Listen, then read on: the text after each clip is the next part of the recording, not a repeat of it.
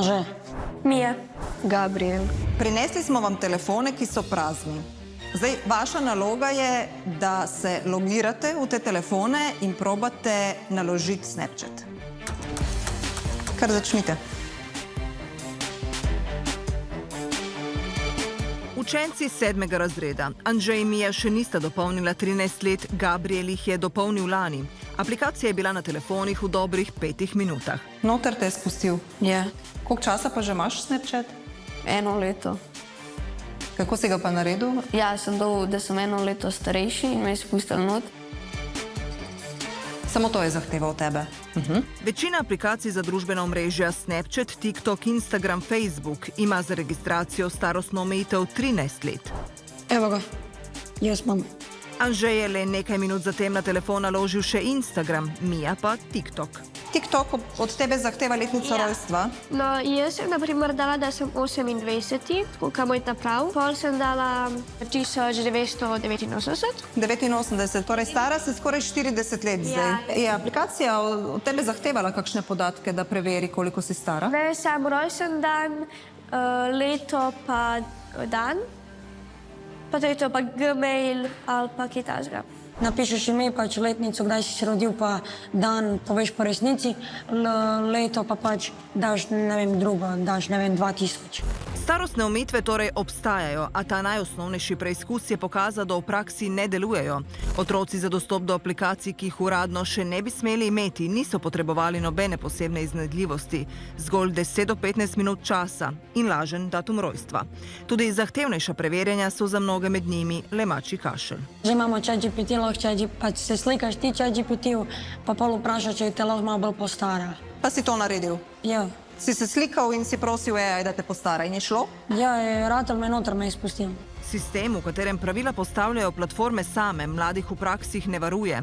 Po Avstraliji, ki je decembra lani platformam naložila ukrepe, da mlajši od 16 let ne morejo ustvariti ali obdržati računa na določenih družbenih omrežjih, so temu sledili še Malezija, Indonezija in Brazilija. Vse bližje omejitvam je tudi Evropa. Breaking news out of Los Angeles. Today, a California jury's verdict marking a reckoning for two social media giants. Meta and YouTube were found liable In a landmark social media addiction trial. The bill for the tech giants could be huge. Ameriški mediji so obsežno poročali o razsodbi, ki velja za prelomno. Kalifornijska porota je marca letos Metu in YouTube spoznala za kriva povzročanja odvisnosti pri mlajših uporabnikih. Bila sta malomarna, je ugotovila porota pri zasnovi aplikacij, ki lahko škodujejo otrokom in najstnikom, uporabnikov pa nista ustrezno opozorila na nevarnosti. Prisojena skupna odškodnina znaša $6 milijonov, prenizka, opozarja Gorazd Božič, vodja Nacionalnega odzivnega centra za kibernetsko varnost.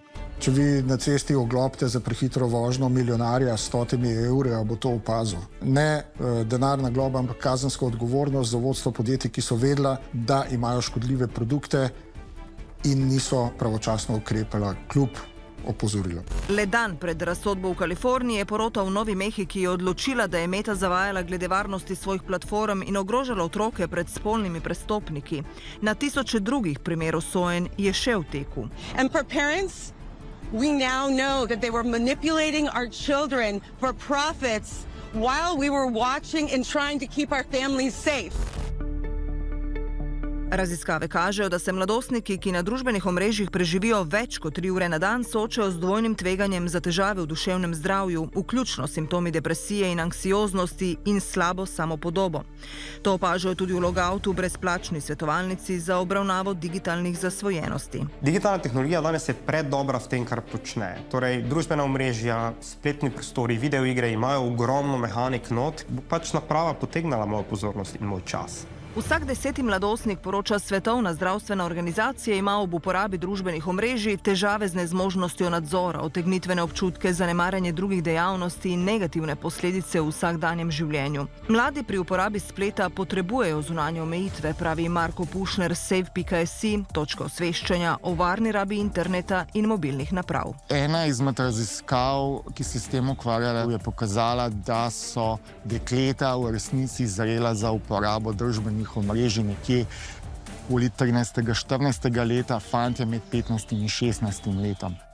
Ob tem se opaža Rokogum, zdaj starši pogosto premalo zanimajo za otrokovo digitalno vedenje. Splet je odprt prostor, na katerem mladi dobijo informacije, ki jih njihovi možgani še ne morejo ustrezno sprocesirati. Velikokrat ne poznajo aplikacij, ne poznajo funkcije aplikacije, kaj vse naprimer Snapchat omogoča, da lahko jaz sledim lokaciji drugim, da lahko pošiljam slike, da lahko dodam neznance. In ravno to nepoznavanje potem pride do tega, da starši mogoče premalo so pozorni na neko rabo naprav njihovih otrok. In njihov svet je na spletu. In če ga odrasli ne razumemo in če odrasli ne raziskujemo, kaj vse ta digitalni svet mladim ponuja, na nek način nastane prepad med nami in izgubimo svoje otroke, izgubimo mladostnike. Opozarja Monika Erjavec-Bizjak, terapevtka na zvezi Anita Ogulin. In kdaj bi morali zvoniti alarmi? To pomeni, velikokrat se začne s tem spanjem. Torej, naprava je omogočena v otroški sobi in začne spanje trpeti. Kaj to zjutraj pomeni? Zjutraj se teže vstanem, zjutraj imamo spet konflikt in začne v bistvu ta čas na napravah vplivati na druga področja pomembna v življenju, to da pa jaz vedno bolj bežim nazaj v digitalni svet, ker tam je pa fajn. Globalni trend je zaskrbljujoč. Ocene kažejo, da je bilo lani po svetu približno 210 milijonov ljudi z znaki zasvojenosti s socialnimi omrežji. Med njimi so večinoma mladi. Izvoli. 8. razred ste, ne? 6 vprašanj, ki lahko dajo odgovore o navadah otrok in starševskih omejitvah. Obiskali smo 8. razred osnovne šole, svoj prvi telefon so dobili med 6. in 12. letom.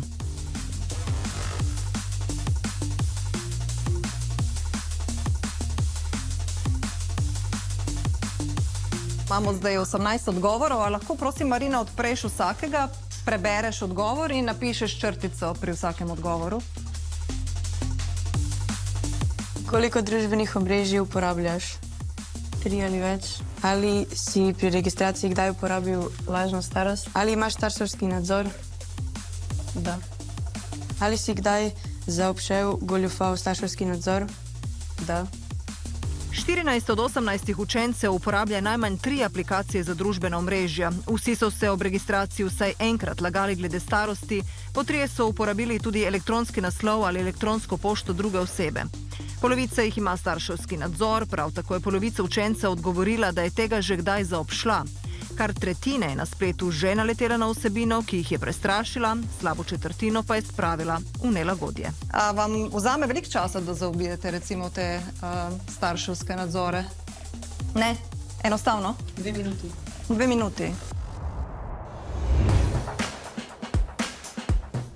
Pa na dan ga ne dosti uporabljam ga tako večinoma zaradi šole.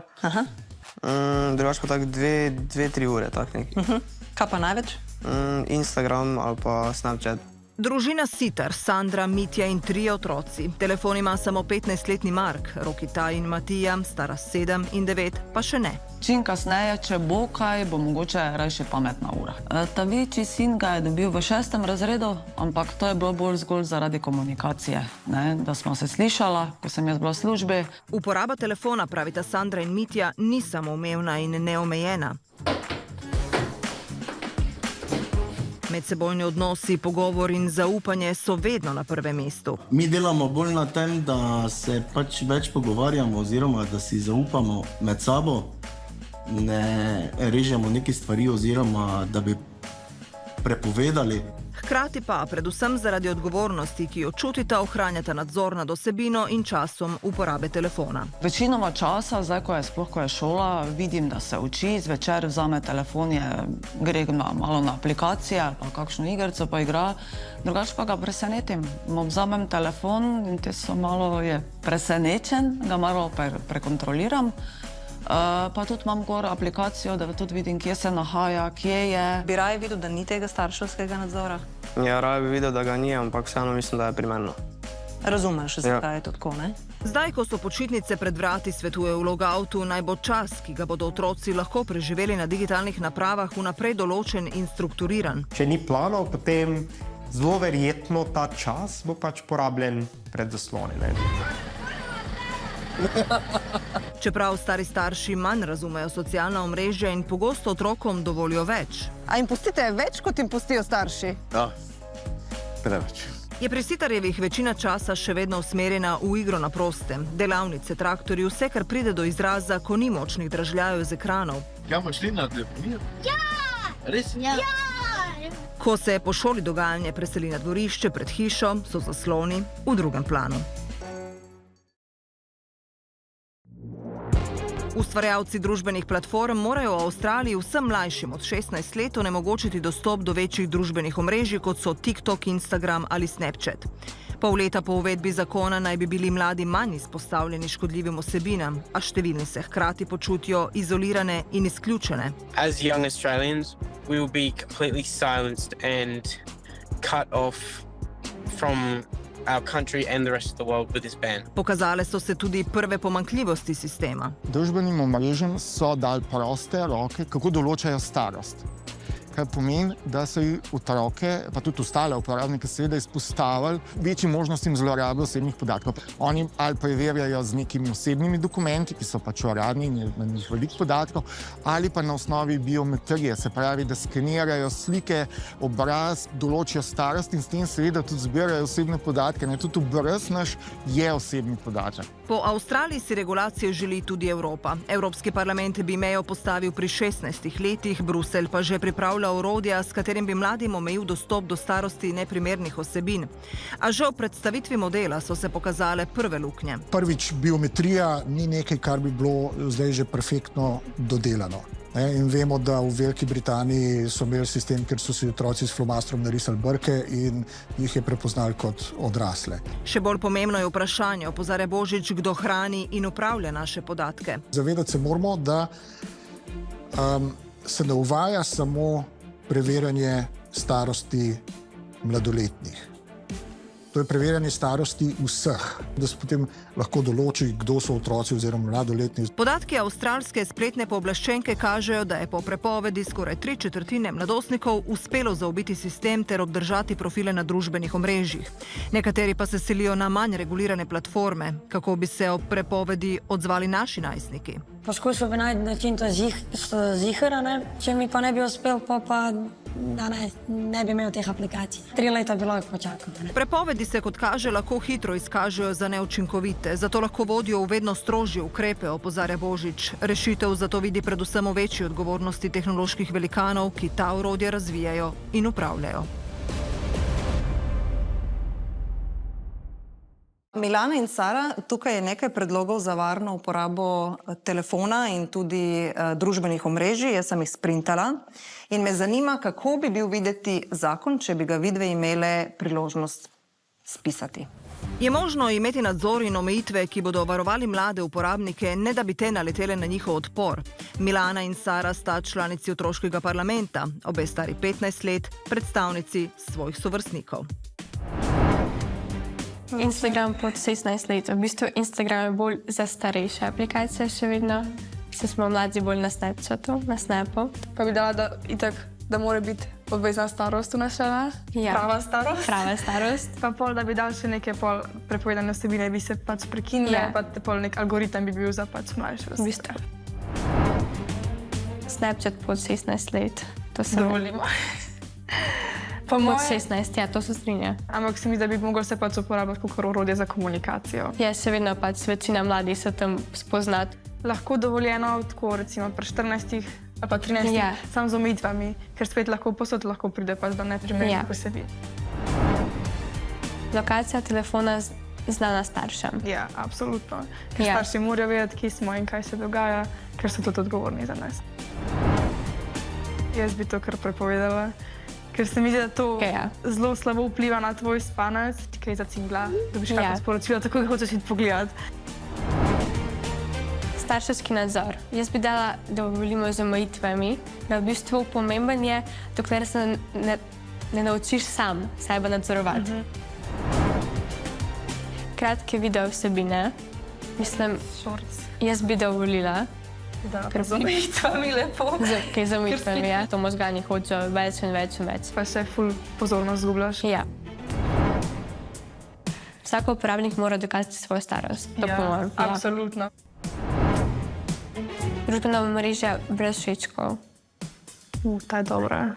pa kdo mu je, pa kdo mu ni. Mogoče, da bi bili, ampak samo zato, da izbiraš, kar bi rad gledal, ne pa pač ne bi videl te številke, koliko je lajkala oseba. Družbena omrežja brez filtrov za obraz. Jaz bi to dala, ker da ja. Zdi se mi, vse so zabavni filtri. Ja. TikTok pod 16 let. Ta je to težka. Ja, ker v bistvu... Tukaj je še več tega poudarka na tem scrollanju, pa na teh kratkih videih. In je ful... Sicer res TikTok, jaz mislim, da TikTok je najbolj taka toksična spletna stran. Ja. To se meni zdi z omejitvami. Z omejitvami. Telefon je njihova vstopnica v družbo, a se kljub temu jasno zavedata škodljivih učinkov in pasti, ki jih ta omrežja prinašajo. Zato bi prepovedali telefone v spalnicah, pristali bi na preverjanje, da mora ob registraciji v aplikacije vsak dokazati svojo starost. Dovolili bi starševski nadzor in lokacijo telefona vidno staršem, mlajšim od 16 let tudi YouTube. Z omejitvami pa TikTok, Instagram in Snapchat mlajšim od 16 let, družbena omrežja brez filtrov za obraz in brez všečkov, prav tako kratke video vsebine. Telefon imamo danes skoraj vsi. Z njim komuniciramo, beremo novice, gledamo videe, poslušamo glasbo, iščemo informacije in si lajšamo vsak dan. A prav zato, ker je ves čas z nami, pogosto sploh ne opazimo, koliko časa mu namenimo. Če imam trening kakšen dan, tako po 2 uri, 3, če pa imam tako prosti čas, pa tako včasih po 5-6 ur. Včasih sem do 6 ur, včasih pa do 5. Danes je vse bolj jasno, da prehitra in prekomerna raba zaslonov ni brez posledic. Za tovrstne razvojne in vedenjske težave se je uveljavil izraz digitalni avtizem. Kažejo simptome kot pri avtizmu, se pravi ta očesni stik, ki ga ne zdržijo, motnja koncentracije, socialna interakcija zelo močno omejena. Pri starejših otrocih in najstnikih so ti vplivi toliko večji. Zelo si živčen, če dobiš več ali pa manj všečkov, ali pa če ti je ta oseba ti je, ali pa ti ni lajkala tvojo objavo. Ko objavite, tudi spremljate, kdo všečka in kdaj všečka. Ja, vse je pomembno. Pot do učinkovite regulacije ne bo enostavna. Preprostih rešitev na kompleksne probleme ponavadi ni. A ob vse večjih pritiskih držav članic se zdi, da je le še vprašanje časa. Varna uporaba je skupek dejavnikov, jasnih pravil doma in v šoli, digitalne pismenosti, starševskega nadzora, poznavanja vsebin in odprte komunikacije z mladostniki, še posebej pa odgovornosti tehnoloških velikanov, da zaščitijo najranljivejše uporabnike.